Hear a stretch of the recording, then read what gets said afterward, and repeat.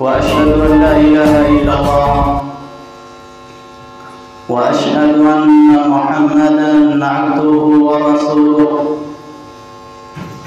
أما بعد فإن خير الحديث كتاب الله وخير الهدي هدي محمد صلى الله عليه وسلم وشر الأمور محدثاتها وكل محدثة بدعة وكل بدعة ضلالة وكل ضلالة في النار. أعوذ بالله من الشيطان الرجيم. بسم الله الرحمن الرحيم. ألهاكم التكاثر حتى زرتم المقابر كلا سوف تعلمون ثم كلا سوف تعلمون. محतरम हाज़िरीन जुमा और मेरे अज़ीज़ इस्लामी भाइयों, अल्लाह तबारक व तआला ने इंसान की ज़िंदगी के मुख्तलिफ़ मराहिल बनाए हैं। हम जिस दौर से गुज़र रहे हैं ये हमारी ज़िंदगी आखिरी ज़िंदगी नहीं है। इससे पहले भी अल्लाह तबारक व तआला ने हमें मुख्तलिफ़ शक्लें दी और इसके बाद भी अल्लाह तबारक व तआला हमें मुख्तलिफ़ दौर से गुजारेगा। अल्लाह तबारक व तआला ने जब इंसानों को पैदा करने का इरादा किया तो फरिश्तों के सामने अल्लाह तबारक व तआला ने अपने इस इरादे को ज़ाहिर किया। वइज़ क़ाल रब्बुक लिल-मलाइकति इन्नी जाइलुन फ़िल अर्दि ख़लीफ़ा, कि जब आपके रब ने फरिश्तों से कहा कि मैं इस ज़मीन के अंदर जिनों के बाद एक दूसरी मखलूक को पैदा करने वाला हूँ,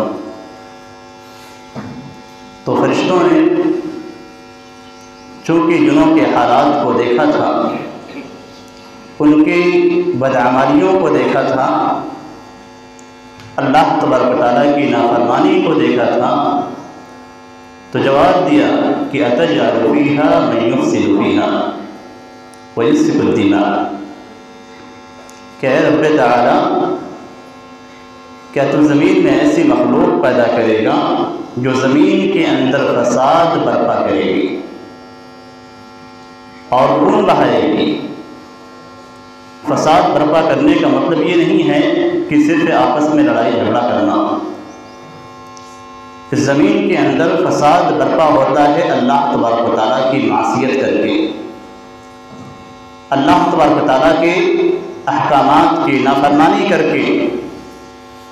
इस ज़मीन के अंदर अल्लाह तबारक व तआला के साथ शिर्क करके, अल्लाह तबारक व तआला के अहकामात से रूबरदारी करके, ये तमाम चीज़ें हैं जो ज़मीन के अंदर फसाद बर्पा करने की सूरत है।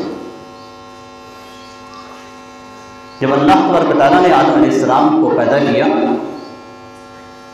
तो आदम अलैहिस्सलाम की पुष्ट में अल्लाह तबारक व तआला ने तमाम इंसानों को पैदा किया था। जितने भी इंसान क़यामत तक पैदा होने वाले हैं, अल्लाह तबारक व तआला ने उसे आदम अलैहिस्सलाम की पुष्ट में पैदा कर दिया था। हम और आप उस वक्त आदम अलैहिस्सलाम के नुत्फ़े के पुष्ट में मौजूद थे और अल्लाह तबारक व तआला ने हमसे वादा ले लिया था, अलस्तु बिरब्बिकुम, क्या मैं तुम्हारा रब नहीं हूँ। उस वक्त सारे इंसानों ने गवाही दी थी। वो हमारी ज़िंदगी का पहला मरहला कहा जा सकता है। उस पहले मरहले में अल्लाह तबारक व तआला ने हमसे ये वादा ले लिया था कि अलस्तु बिरब्बिकुम। सारे इंसानों ने कहा कि क्यों नहीं, ए रब्बे ताला तो हमारा रब है, हम इसकी गवाही देते हैं। सारे इंसानों ने गवाही दी थी कि रब्बे ताला रब है। सिर्फ ज़बान से गवाही का कोई मतलब नहीं होता है। रब है तो रब की इताअत करनी होगी, रब है तो रब की बातों को मानना होगा, रब है तो रब के सारे अहकामात पे अमल करने होंगे। हमने गवाही दे दी, गवाही देने के बाद हम भूल गए। दूसरा मरहला आता है इंसानी ज़िंदगी का, जब अल्लाह तबारक व तआला माँ के पेट में एक बच्चे को पैदा करता है, 4 महीने का अरसा गुजरता है तो अल्लाह तबारक व तआला फरिश्ते को भेजता है और फरिश्ता उसकी एक तकदीर लिखता है। अल्लाह तबारक व तआला से पूछता है कि इसे बदबख्त लिखा जाएगा या नेकबख्त लिखा जाएगा। उसी वक्त माँ के पेट में लिख दिया जाता है कि ये इंसान बदबख्त है या नेकबख्त है। इन दोनों ज़िंदगियों के अंदर किसी भी किस्म के अमल या किसी भी किस्म के अमल की ज़रूरत नहीं होती है। वहाँ पे हमने इकरार कर दिया रब्बे ताला के रब होने का, माँ के पेट में हमने ज़िंदगी गुजार ली, बाहर निकल गए। बाहर निकलने के बाद अब जो ज़िंदगी हमारी शुरू होती है यही असली ज़िंदगी है अमल की। ये ज़िंदगी अमल की ज़िंदगी है, जिसे हम हकीकी ज़िंदगी समझते हैं। ये सिर्फ काम करने की ज़िंदगी है। जहाँ पे हम आए हुए हैं तो हम अपने मकसद हयात को भूल चुके हैं कि हमें अल्लाह तबारक व तआला ने किस मकसद से पैदा किया था। कुरान करीम की सूरह ज़ारियात में अल्लाह तबारक व तआला फरमाता है वमा खलक़तुल जिन्ना वल इंसा इल्ला लियअबुदून।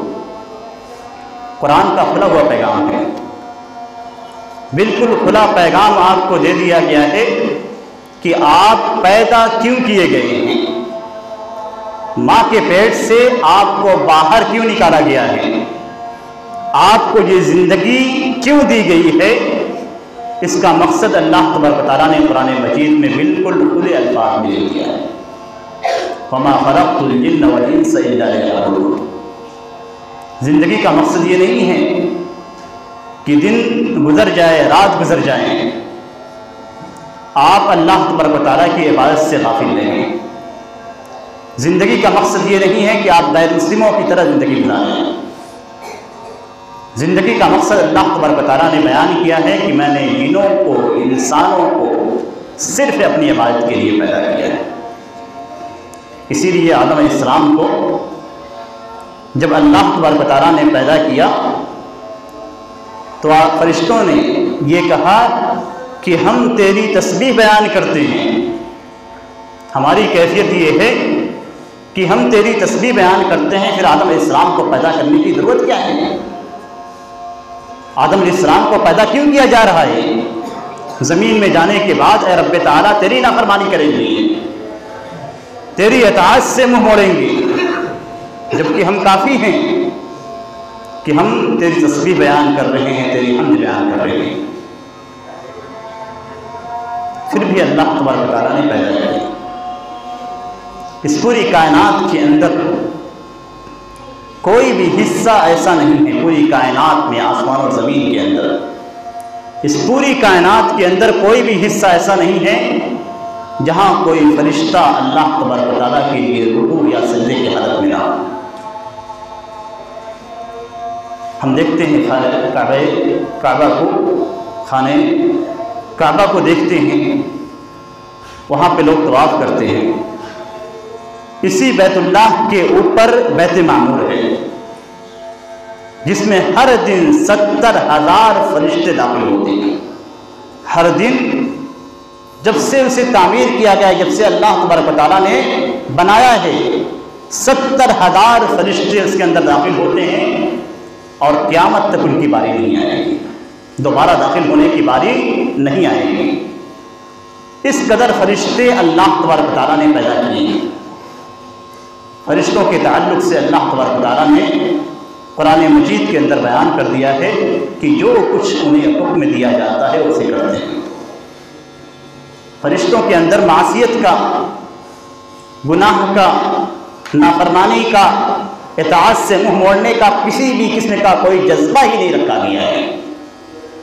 फरिश्ते सिर्फ अल्लाह तबारक व तआला की इबादत करते हैं।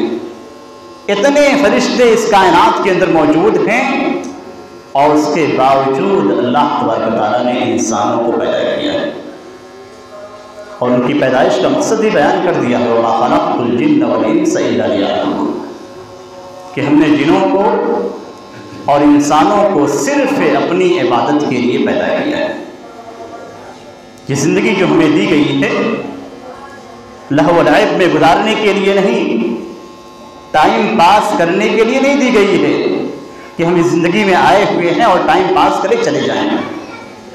ये ज़िंदगी अमल की ज़िंदगी है, ये ज़िंदगी इबादत की ज़िंदगी है, ये ज़िंदगी इताअत की ज़िंदगी है। अगर हमने इस ज़िंदगी को खो दिया तो अल्लाह तबारक व तआला ने वाज़ेह अंदाज़ में फरमा दिया है, अलहाकुमुत तकासुर।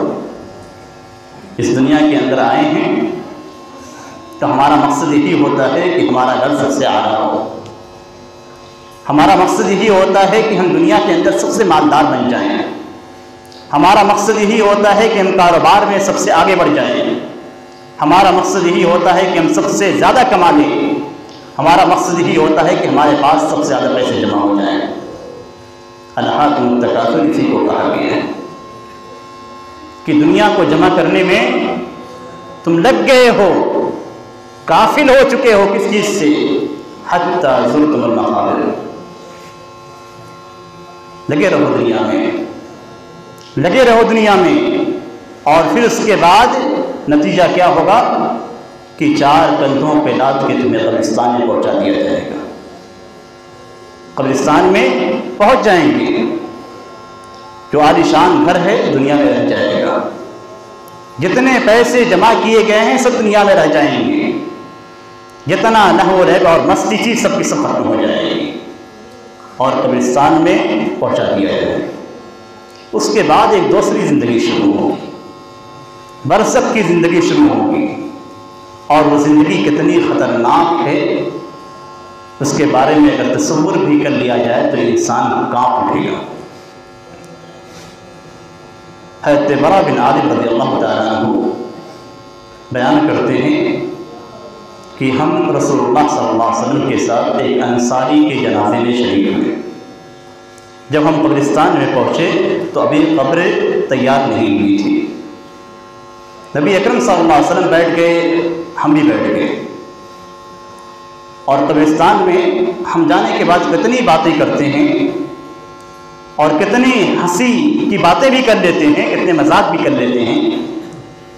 वहाँ पे कैफियत क्या है? सहाबी कहते हैं कि हम बैठे जैसे ऐसा लगता था कि हमारे सरों पे परिंदे बैठे हुए हैं, अगर हरकत किया तो परिंदे उड़ जाएंगे। इस कदर सुकून के साथ बैठे हुए थे। नबी अकरम सल्लल्लाहु अलैहि वसल्लम के हाथ में एक लकड़ी थी और लकड़ी से ज़मीन पे कुरेद रहे थे। आप सल्लल्लाहु अलैहि वसल्लम ने सर उठाया और कहा कि इस्तईज़ु बिल्लाहि मिन अज़ाबिल क़ब्र, कब्र के अज़ाब से तुम अल्लाह की पनाह तलब करो। 2 बार या 3 बार आपने फरमाया। उसके बाद नबी अकरम सल्लल्लाहु अलैहि वसल्लम फरमाते हैं, और इसी कैफियत को अपने ऊपर फिट करना चाहिए जो नबी अकरम सल्लल्लाहु अलैहि वसल्लम ने इस हदीस के अंदर बयान किया है। नबी अकरम सल्लल्लाहु अलैहि वसल्लम फरमाते हैं कि जब मोमिन बंदा दुनिया से रुखसत होने लगता है और आखिरत की जानिब जाने लगता है, ये कब्र आखिरत की मंजिलों में से पहली मंजिल है।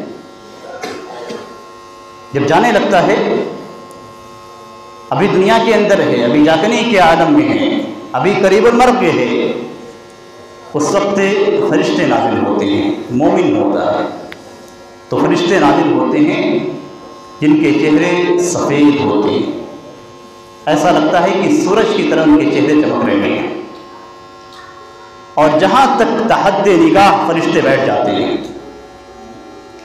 और उसके बाद मलकुल मौत आते हैं।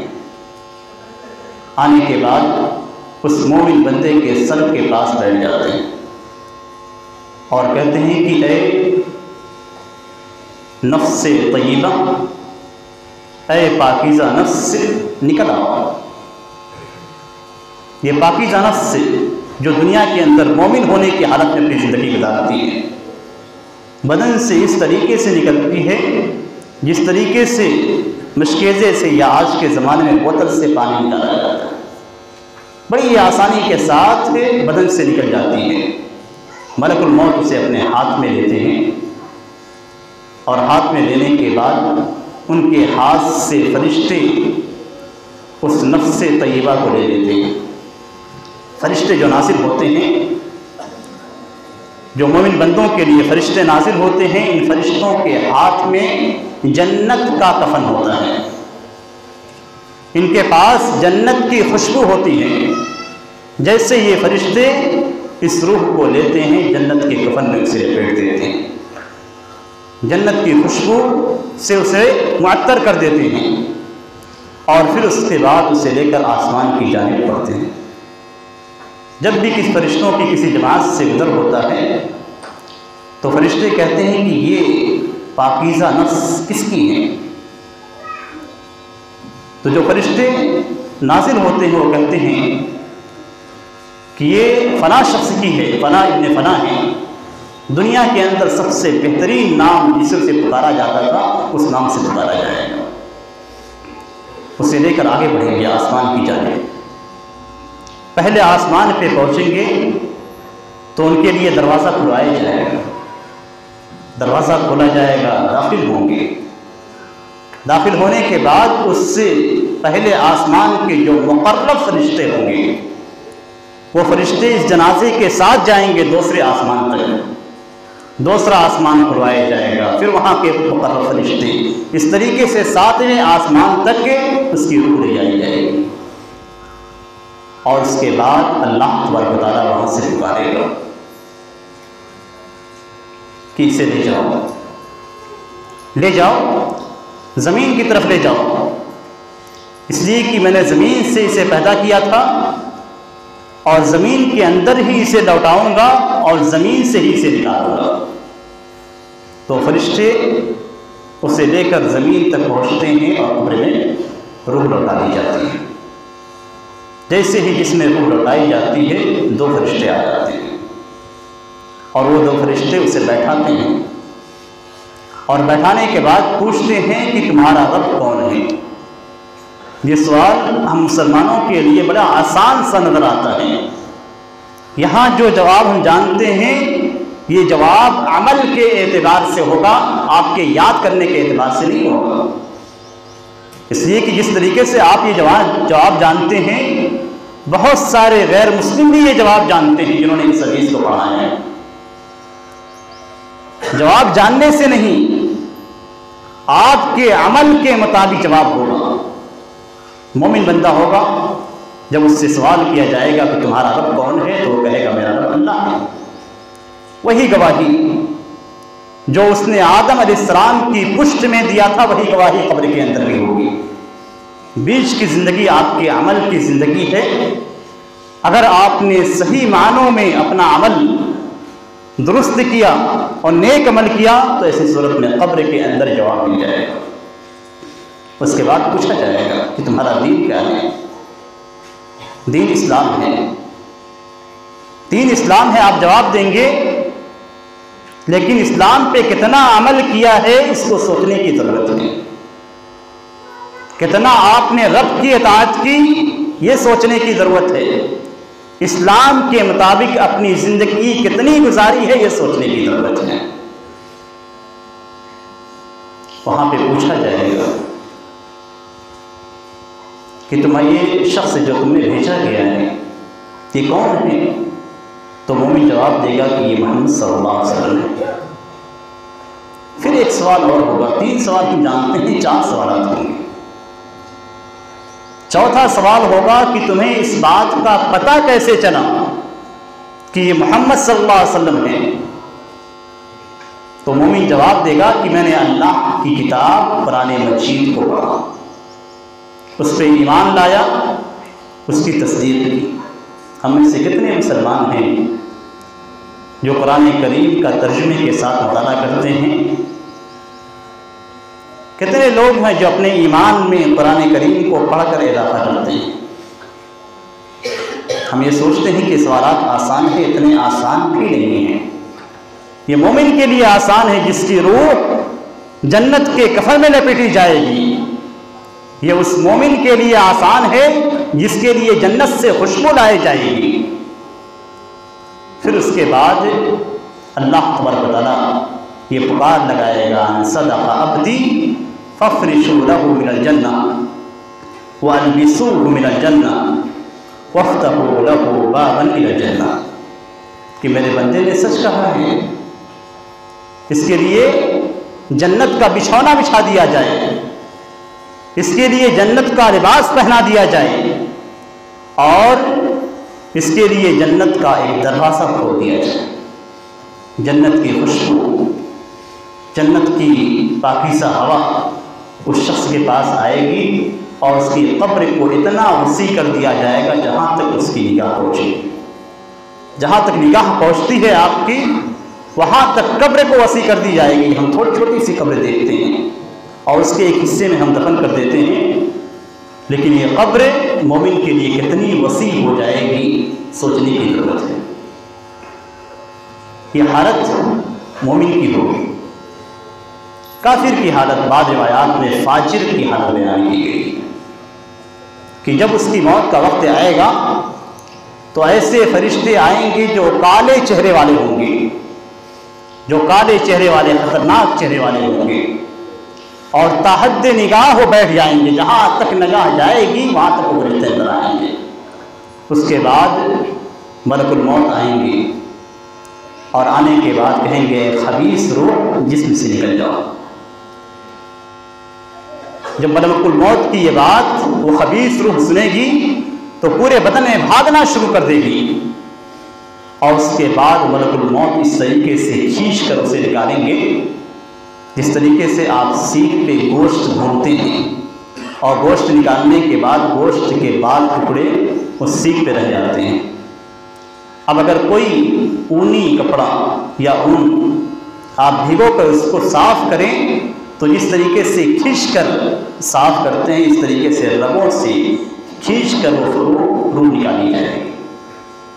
कितनी तकलीफ दे चीज़ को भी कितना तकलीफ दे मरना होगा, ये तस्वीर भी नहीं किया जा सकता। रूह निकाली जाएगी, साथ साथ आपकी रगें भी खींच कर निकल जाएंगी और उसके बाद जैसे ही रूह निकाली जाएगी, ये फरिश्ते जो काले चेहरे वाले होंगे, इनके पास टाट होगा और इनके पास बहुत ही बदबूदार चीज़ होगी।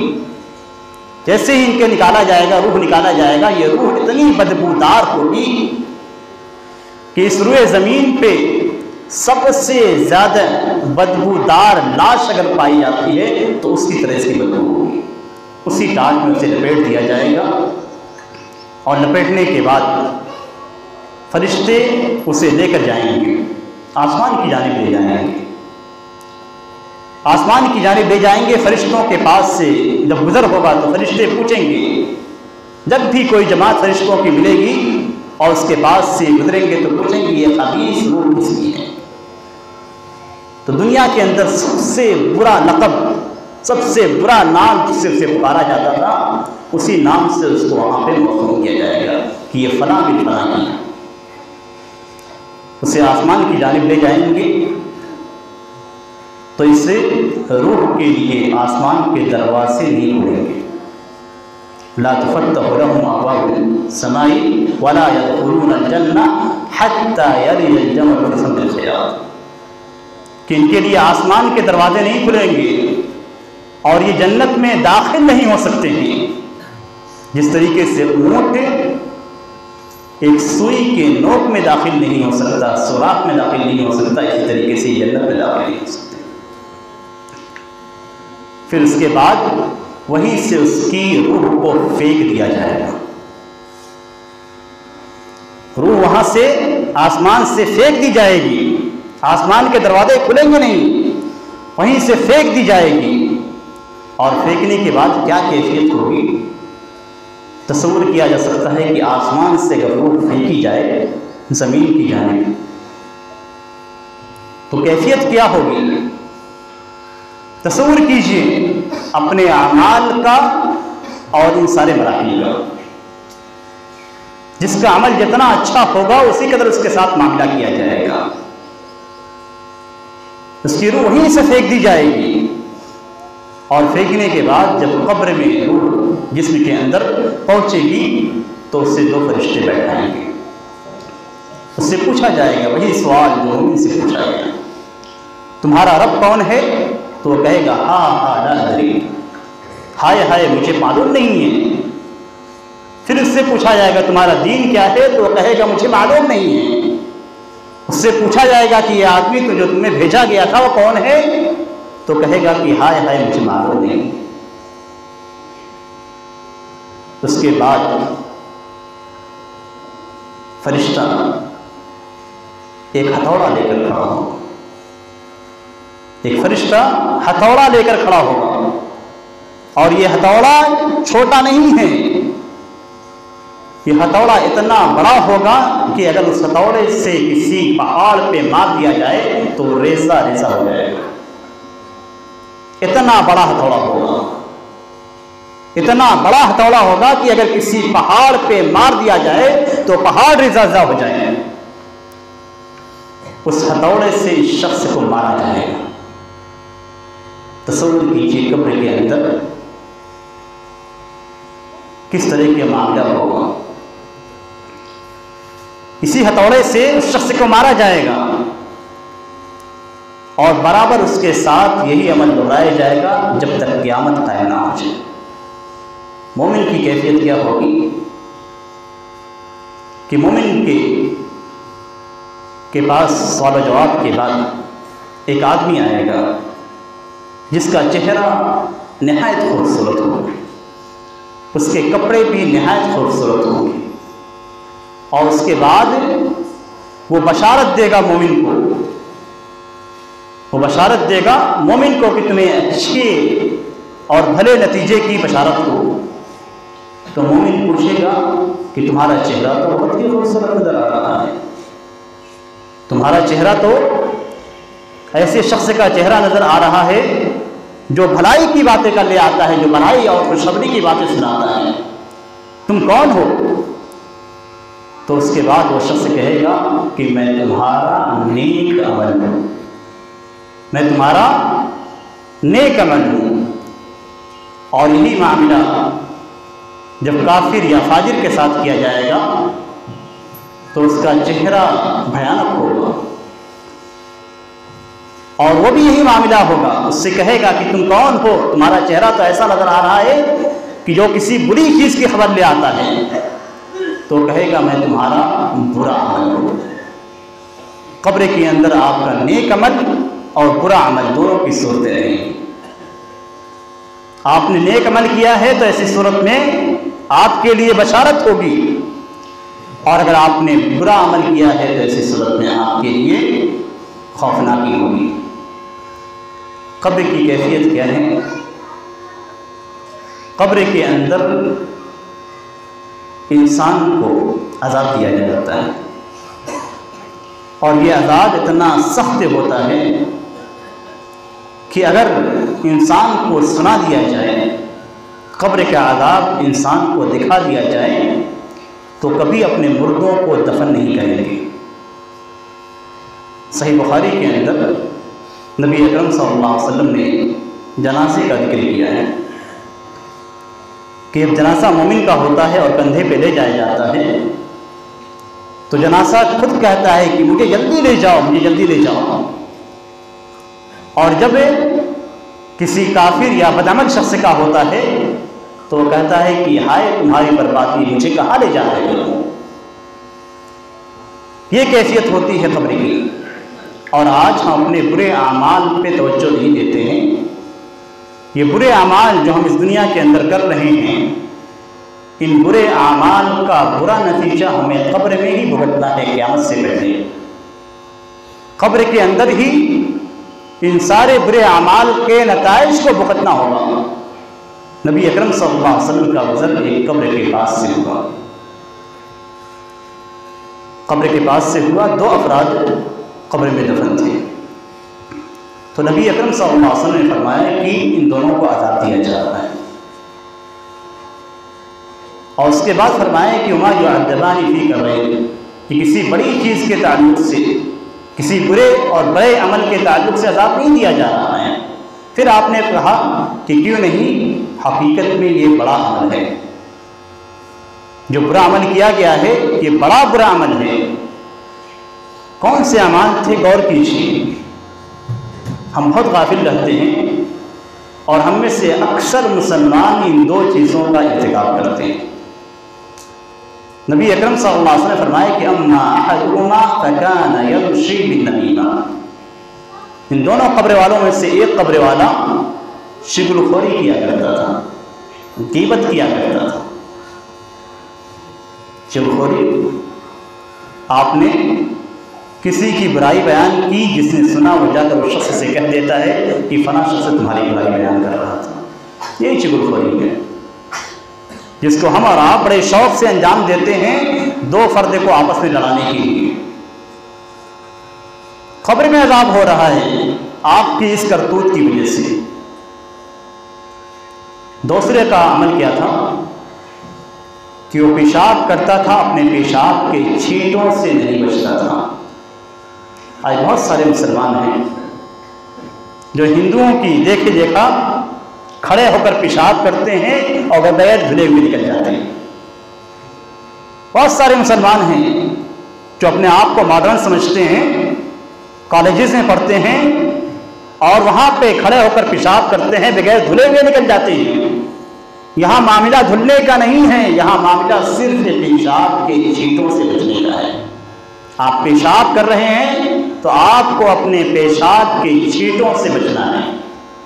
इतना मामूली सा मामला है, लेकिन इस मामले की वजह से आपको कब्र में अज़ाब दिया जाएगा। तो आप सोच लीजिए कि अगर ये छोटे से मामले के लिए कब्र में अज़ाब दिया जा रहा है, तो आप जो नमाजें छोड़ते हैं, रोज़ों के ताल्लुक़ से गफलत बरतते हैं और दीगर बुरे अमाल को अंजाम देते हैं, क्या उसकी वजह से कब्र में अज़ाब नहीं होगा? जब एक छोटे से मामले के लिए कब्र में अज़ाब हो सकता है, तो बड़े बड़े जो गुनाह हम कर जाते हैं और उसकी वजह से हम मुतमईन बैठे हुए हैं दुनिया के अंदर। कब्र की हौलनाकी इतनी ज़्यादा है और इस कदर इस ताल्लुक़ से अहादीस ने कि अगर बयान किया जाए तो बहुत ही तवील हो जाएगा। हज़रत साद बिन मुआज़ रज़ियल्लाहु तआला अन्हु, जलीलुल क़द्र सहाबी, जिनकी वफ़ात पे रब्बे ताला का अर्श हिल गया था, जिनके जनाजे में 70,000 फरिश्ते शरीक हुए थे, उनको जब कब्र में डाला गया तो अपने उनको भी दबाया था। इतने जलीलुल क़द्र सहाबी, इतने जलीलुल क़द्र सहाबी जिनके जनाजे में 70,000 फरिश्ते शरीक हुए थे और जिनकी वफ़ात पे रब्बे ताला का अर्श हिल गया था। रब्बे ताला के नज़दीक इतने अजीज़ सहाबी, उनको भी जब कब्र में डाला गया तो कब्र ने उनको भी दबाया था। एक बार दबाने के बाद छोड़ दिया। जितने भी इंसान हैं, जितने भी मोमिन हैं, उनको कब्र में जब डाला जाता है तो कब्र उन्हें दबाती है, खींचती है, यहाँ तक कि उनकी पिछलियाँ एक दूसरे के अंदर व्यवस्था हो जाती हैं। ईमान और नेक अमल के बावजूद तो सोचिए कि अगर कब्र दबाती है और ये पिछलियाँ आपस में व्यवस्था हो जाती हैं तो कब्र का अज़ाब किस कदर ज़्यादा होगा। ये दुनिया दार अमल है, ये अमल की ज़िंदगी है आपकी। यहाँ जितना आप अमल करेंगे, जितनी अच्छाइयाँ आप यहाँ पे करेंगे, कब्र के अंदर उतना आपको सुकून मिलेगा। जितना यहाँ पे अच्छाइयाँ करेंगे उतना आपको आखिरत में आसानी पैदा होगी। कब्र एक ऐसा मरहला है कि ये मरहला अगर पार हो गया तो आखिरत का मरहला पार हो गया। अगर इस मरहले में फंस गए तो आखिरत के मरहले में फंसना है। इसीलिए इंसान को हमेशा अपनी मौत को, कब्र के अज़ाब को सामने रखना चाहिए। इसके बाद भी मराहिल हैं, क़यामत के दिन के मराहिल हैं, आखिरत के मराहिल हैं। उनका बयान बहुत ज़्यादा वक्त ले लेगा, वरना मैं उन सारी चीज़ों को बयान कर देता। लेकिन बतलाना ये मकसूद है कि ये दुनिया की ज़िंदगी ये लहव व लैब की ज़िंदगी नहीं है, ये अमल की ज़िंदगी है, काम की ज़िंदगी है, नेक अमल करने की ज़िंदगी है, अल्लाह तबारक व तआला की राह पे चलने की ज़िंदगी है। और यही वो ज़िंदगी है जो हमें नजात दिला सकती है। अगर इस ज़िंदगी में हम गाफिल रहे तो फिर आगे अमल करने का मौका नहीं मिलेगा। जैसे ही हमारी आंखें बंद होंगी, हमारी मौत आएगी, उसके बाद हमारे अमल का सिलसिला खत्म हो जाएगा। जितना हो सके इस ज़िंदगी के अंदर अपने आप को सुधारें, जितना ज़्यादा अमल हमसे हो सके हम करें, जितना रब्बे ताला की इताअत हम कर सके करें, बुराइयों से जितना बच सके हम बचें। इसलिए कि यही वक्त हमारे काम का वक्त है। अगर ये वक्त निकल गया तो फिर हमारी ये ज़िंदगी बिल्कुल बेकार हो जाएगी। अल्लाह तबारक तआला से दुआ है कि अल्लाह तबारक तआला हमें अमल की तौफीक अता फरमाए। हमारी जो कोताहियाँ हैं, जो कमियाँ हैं, अल्लाह तबारक तआला उन्हें माफ़ फरमाए और हमें आखिरत की ज़िंदगी के लिए तैयार करने की तौफीक